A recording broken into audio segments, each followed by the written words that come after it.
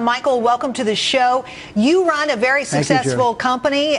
Your share price beating out the market, which is doing pretty well itself. I want to know, when you look at the rollout of Obamacare, the exchanges, how do you grade the president on his ability, his management skills here to get this thing up and running? Well, I think it's a pure F, actually. I think he's failed in every aspect of it.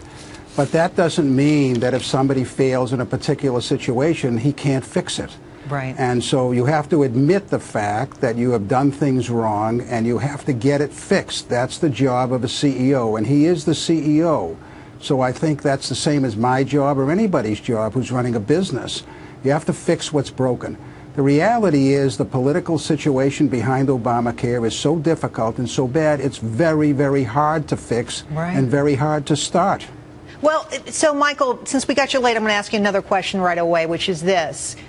What is the management skill? What is the personal characteristic that the president needs to fix this thing? What is the missing DNA, if it is in fact missing, that he requires to get over this hurdle, to get around this problem?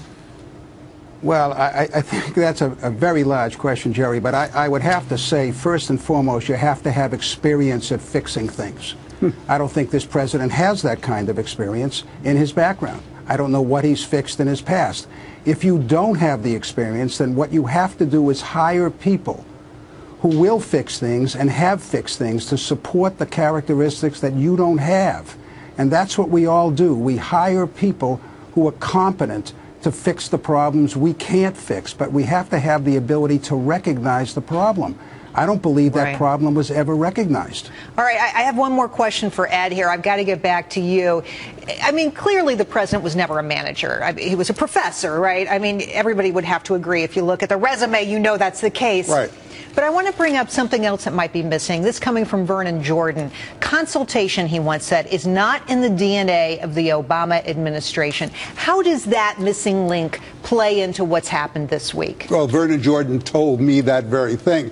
And in fact, he also went on to say that when it comes to who controls access to the president, it's Valerie Jarrett who decides who gets on the Air Force One, who goes into the Oval Office.